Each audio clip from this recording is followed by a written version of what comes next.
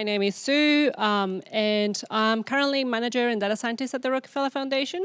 So the foundation, as many of other folks here, are, I think, foundation of philanthropic ventures. So we basically provide a lot of grant and funding to a lot of NGOs, mostly in developing countries. And before I used to be a data scientist at BuzzFeed, and before that, very consistent career, I was doing genetics at a hospital here in New York. I also hold I have a degree in statistics from the University of Melbourne in Australia. So this is why my accent is slightly strange. Now, something that I want to talk to you is like a motivating question for these kinds of models, because the reasons why you want to use these kind of models is depending on the sort of questions that you want to analyze, right? So I'm from Mexico, and recently I was visiting my parents. I go there fairly often. And something that people have been complaining in the last couple of months or years, the last 2-3 years, has been the cases of dengue in the state where I'm from. And so, well, dengue has become, with climate change, temperature is rising in the country, so especially in urban areas, so it's a much more prone environment for mosquito-borne diseases. So we're going to talk briefly about that as an example to understand why would you use these intrinsic models. And then a couple of problems that we face with these kinds of spatial analysis. The conditional autoregressive models, like how do you state the model, the intrinsic part of it, and finally the implementation in a probabilistic software called STAN, which actually is developed here at Columbia University. A lot of developers are in this university, so thank you very much if you're some in the audience. So the motivating question here, something that you want to think about is the policy question in this sense, right? And so, for instance, we have a bunch of, if you go back in time, these are the yearly cases of dengue reported in the state of Jalisco in Mexico. So as you can see, there have been a couple of spikes in the past. And so currently, the spike that you see here is this year. And the year hasn't ended, so it's very likely, I think the numbers here were up until September, so it's very likely that they might reach the 5,500 cases. So it has become a bit of an issue for public health. So here is the state. It's very wiggly, a lot of potentially gerrymandering discussion to be had. Now the state, as you can see, this is actually plotting the dengue case, like the areas that are very severely affected by dengue in the state. And so, for instance, these areas, the actual capital and urban area, it's just right here where I'm pointing. There are a lot of cases down the coast. As well, the area that you don't see as many cases is in the northern area. There's a lot of mountains, probably very unlikely that mosquitoes like those areas. But something that I want you to be aware of is that in Mexico, it's very, especially in this state where I'm from, it's very common for people in outer towns to come to the city to seek health assistance for, say, dengue. So we have to be mindful that if there are a lot of dengue cases reported in the city, it might not be, well, one, because there's a lot of people more likely to be dengue, but also because a lot of people from towns that are out of the city are coming to be treated, in the city. So those cases are reported probably in the city as opposed to where they actually originated.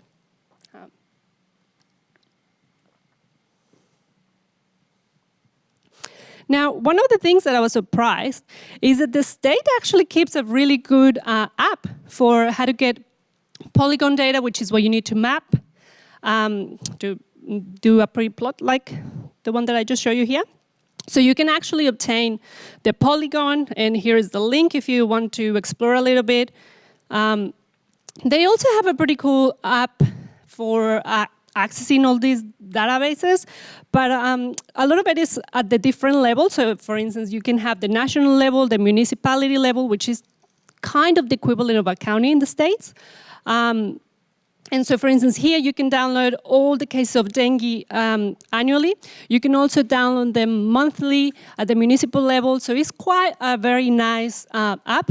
Not a lot of information yet, but nevertheless quite useful. So if you're interested in what sort of other variables they have, here is the link, and I already have the slides online if you want to explore.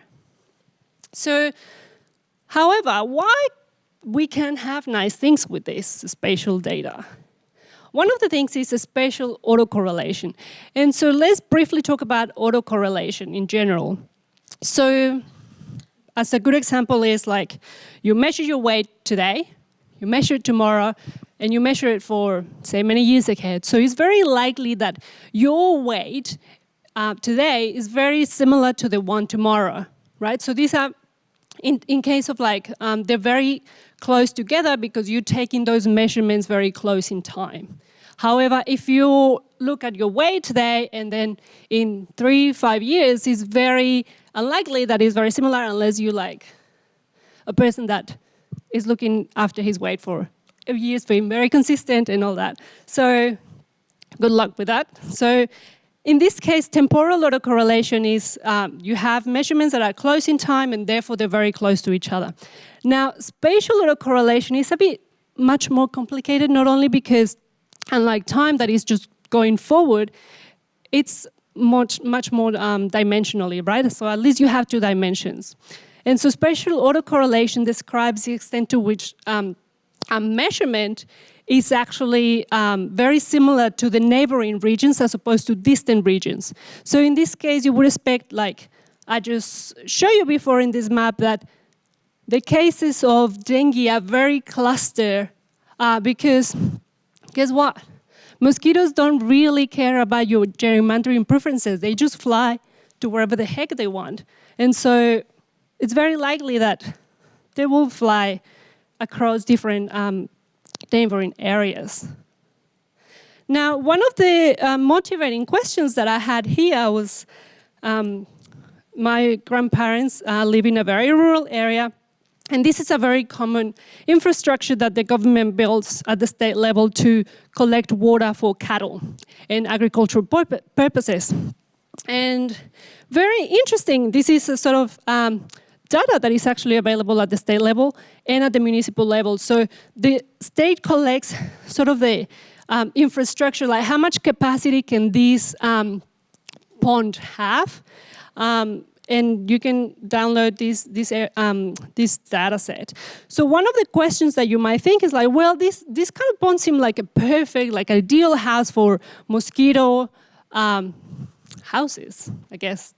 And so in this case, a very simple model that you want to consider is like, well, how does this water storage capacity that is used for agricultural purposes impacts the number of cases of dengue, right? And so we also have like, this model is very simple because, say, we only have this covariate, but we know that there's also a bunch of everything else that affects the amount of number of cases.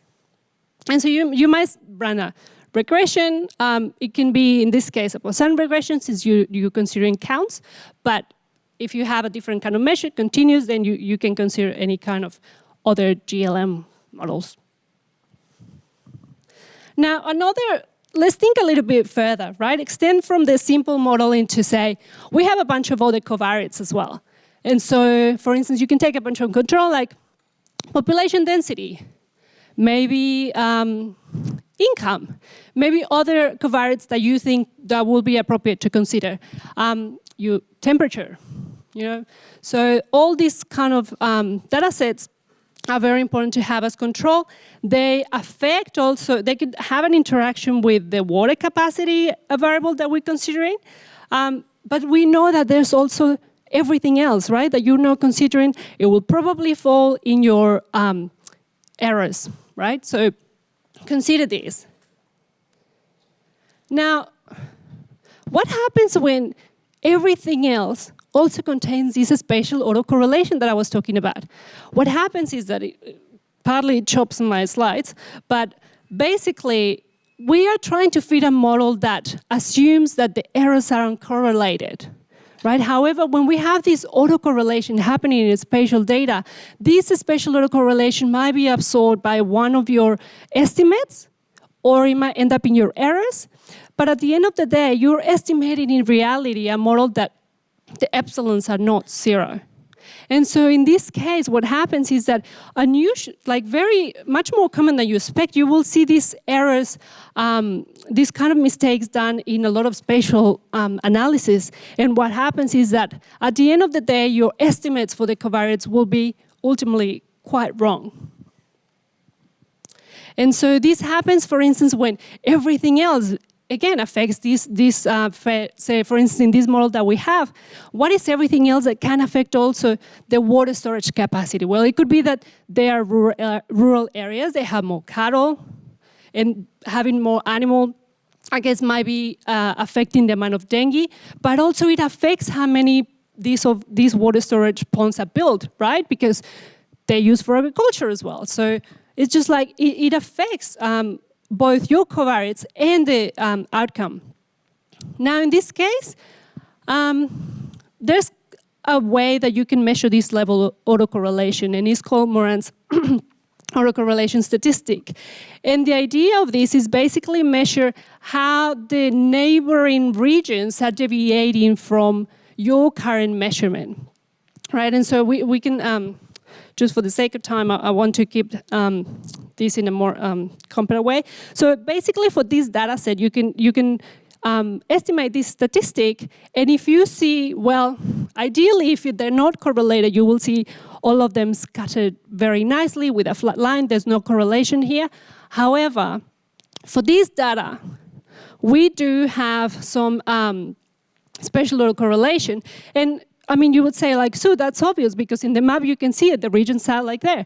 But we're statisticians. We don't just like look at these maps and say, look, trust me, right? I mean, that would be sometimes the way I wish, but it doesn't happen. And so in this case, generally what this Moran statistic takes is your current measurement.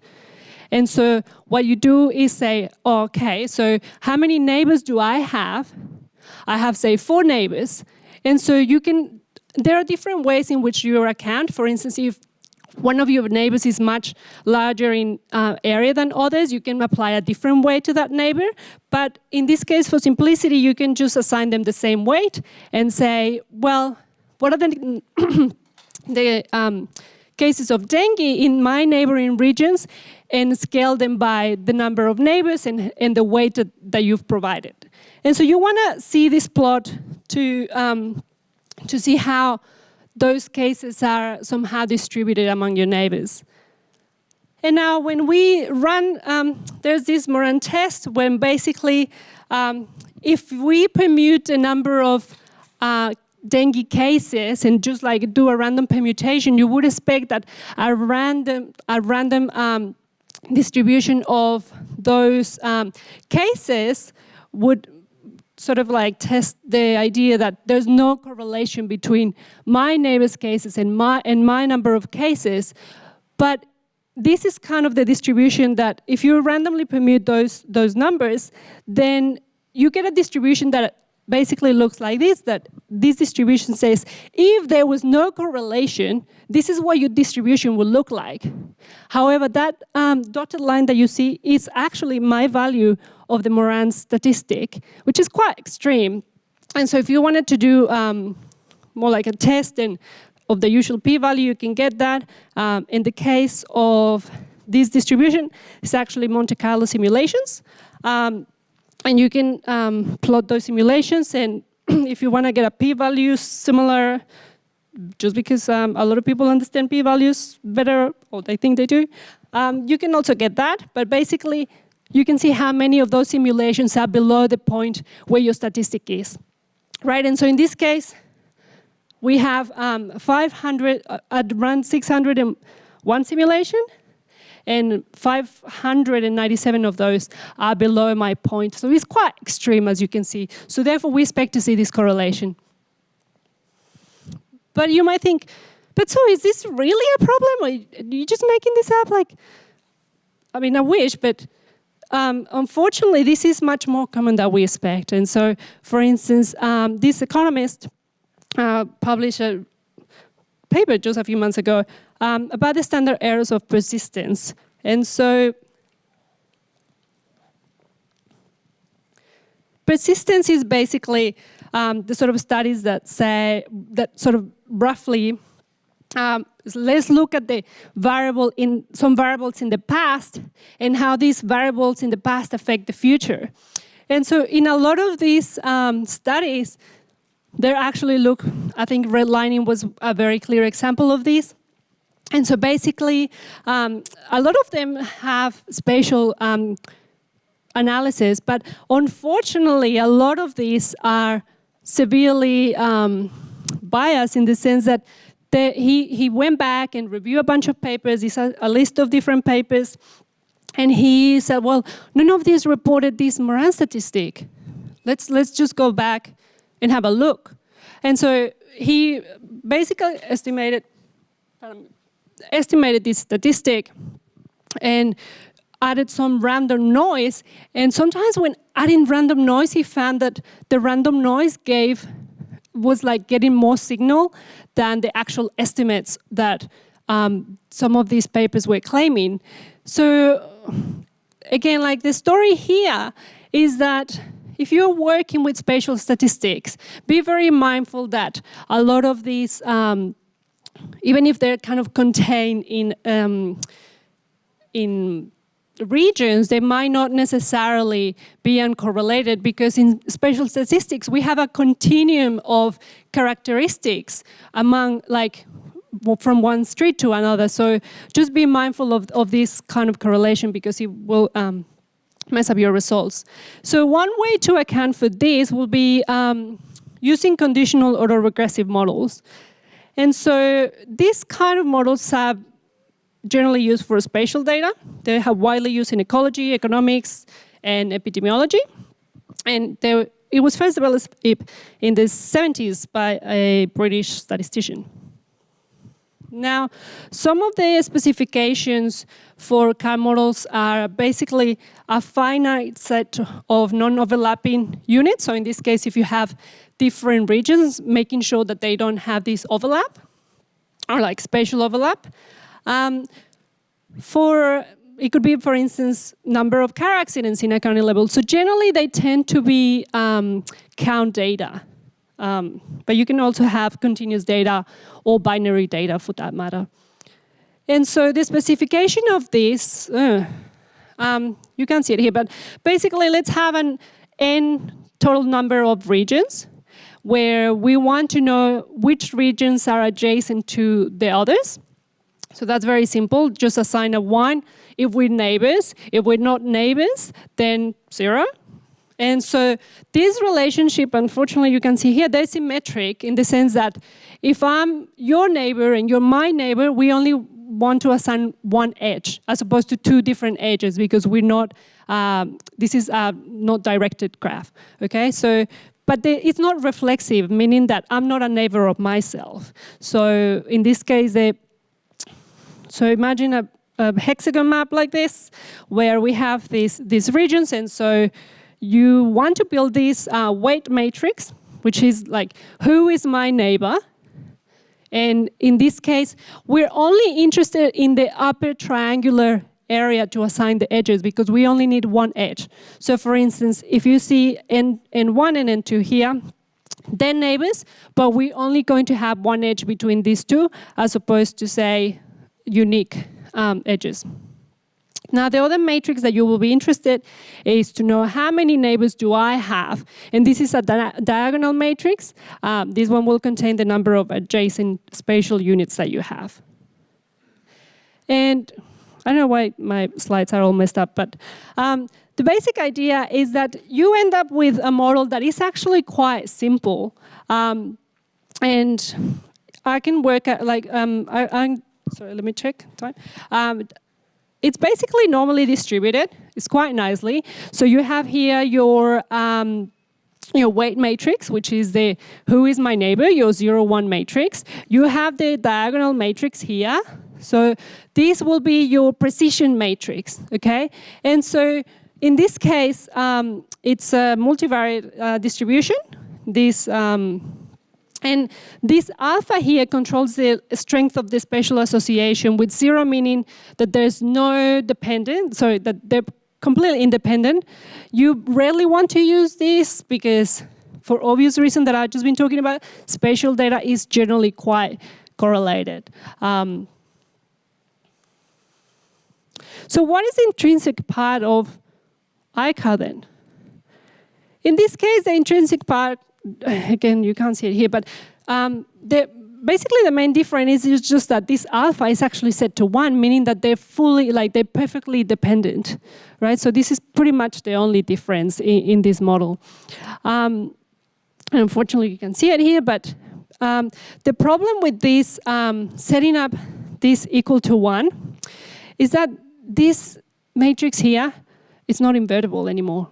That's a huge problem for covariance matrices. And so in this case, what you want to do, and something that was suggested by Julian Besac and co, is that you can constrain the sum of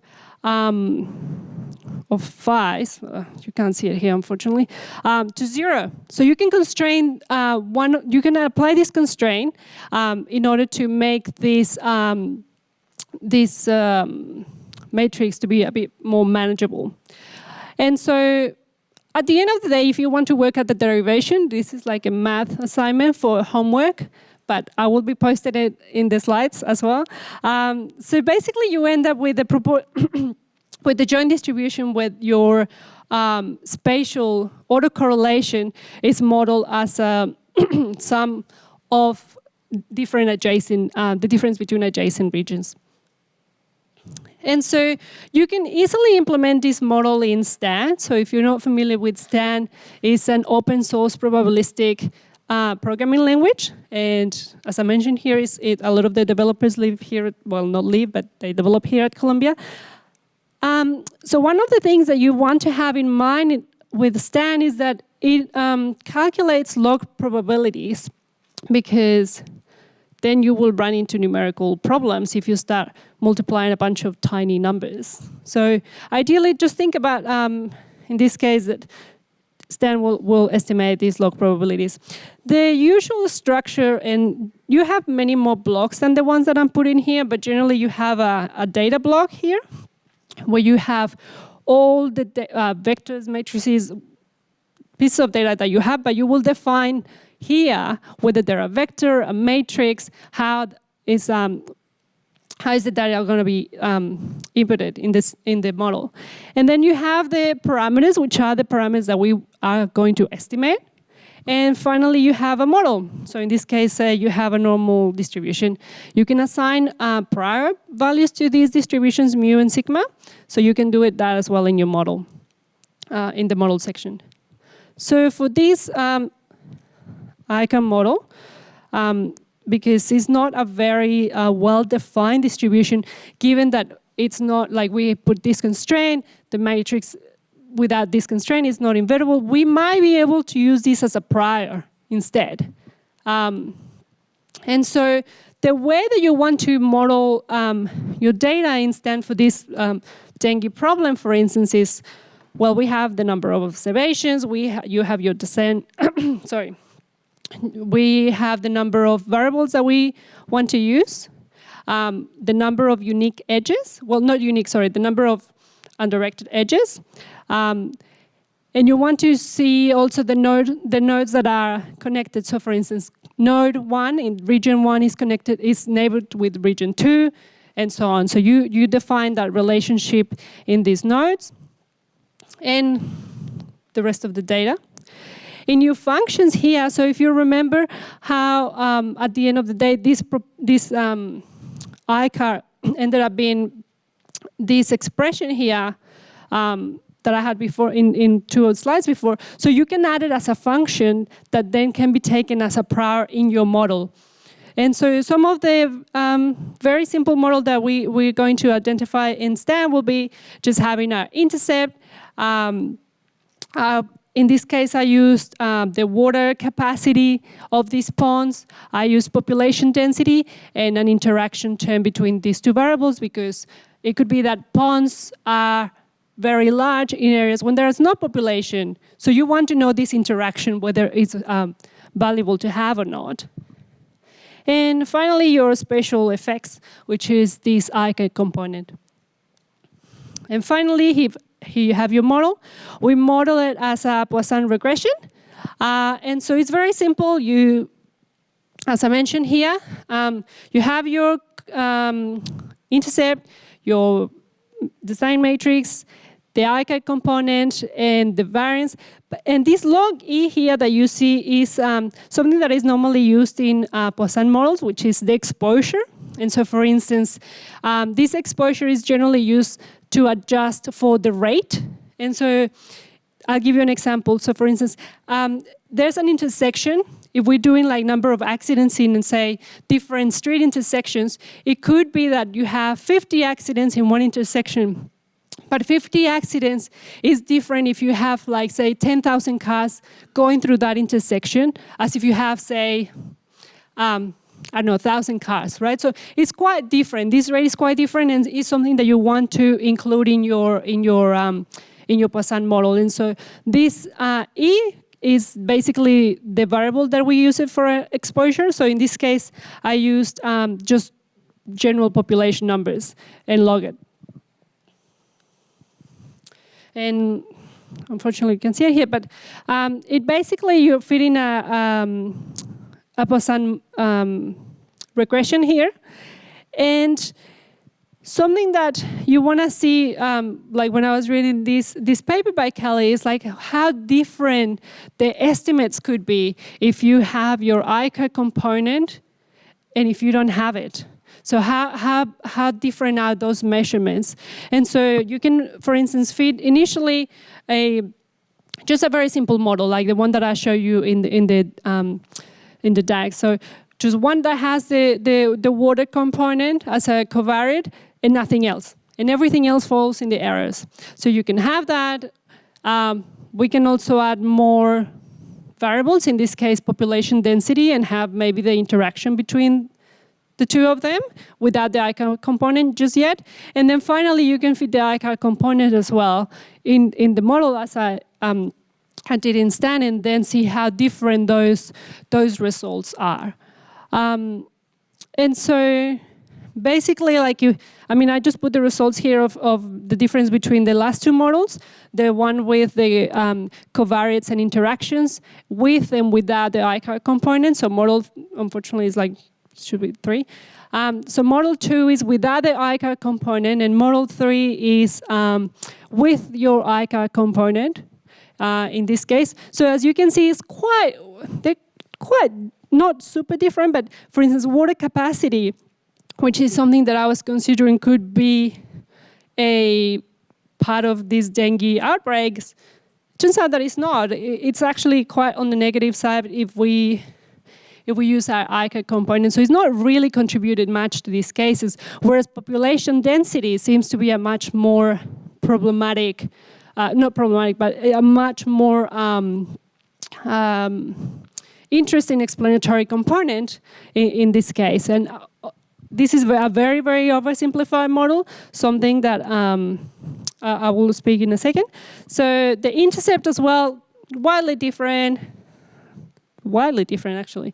And so in the interaction component is not much different. As we can see, there's probably that the population density playing a little bit there into that component to bring it to 0. Now, something that, these are pretty much all the slides. Something that I wanted to consider for this model, and well, that I still want, so it's very early stages for the work that we're doing with this, is basically we want to speak to the Bureau of Meteorology of Mexico to see what the temperatures are in these different regions. But that work on its own will require a little bit more work, because a lot of these stations are actually not as, basically they're just scattered across the state. So not all the regions that I show you will have a weather station that collects precipitation and temperature. So we will have to probably, some of the stations are like for the whole region, which are generally quite big. So we want to know, for instance, how much can we extrapolate the measurements of these weather stations in the state to basically incorporate these temperature and climate data into these models to make it a bit more accurate. But to be honest as well, like it seems also that it's a very, it has been very, like even with the problems that the data is reported mostly in the cities, still we've seen a lot of the prevalence of mosquito diseases in the city. So it might be worth considering having those. I believe that the city, the capital of this state, has at least 4 or 5 different weather stations, precisely because you want to have more accurate measures in areas that are much more populated to sort of manage a lot of these cases better. But so that's basically it. And there's a bunch of resources here that I put it. So if you're dealing with a lot of spatial data, a lot of the time you want to have an easy way to process this data to say, you have a neighbor that has, it's not like Mexico, it could have the whole country. You want to figure out this graph and who's the neighbors. You don't want to do that by visually. So there's a couple of packages that you can use, and it's literally, I was even wondering whether to do it with the municipalities instead of the region level. Thank you, Jim, for the suggestion. He sent me a couple of links to this SPDEP package. So that there's like different ways in which you can also, if like the area is neighboring or one point is, there are different ways in which you could structure this adjacency matrix, but there are tools that can make it easy for you to deal with this data. And I highly recommend to use the SF package if you're using, if you're working in R. SF package makes the spatial data, spatial features really light. So it's something that you can actually run locally, which is something that we've been doing with a computer, so we don't need to spin any AWS just yet, but it's doable. And thank you. So looking at this model has only been working for adjacency matrices, but do you know if any similar models have worked for, say, distance matrices, like rather than knowing that region A corners region B, you know the distance between, like, say, their separate points like 5 miles? Yeah, so there's quite a few. I believe that the same package might do a distance matrix from different points. Generally, in spatial data, you might do it from the centroid to the other centroid, but I believe that it might take you a couple of lines of more work to do it from different parts of the polygon to a different part of the polygon and work out some distances. But yeah, I believe that package, SPDEP, can do it for you. Do you think the results about the water kind of not being, do you try that? Do you think models got ready today? I'm not sure yet. I would like to introduce precipitation as part of it because this is only water capacity, right? It doesn't really mean that they're full or they have. So this is something that precipitation information could actually help me to pinpoint more accurately.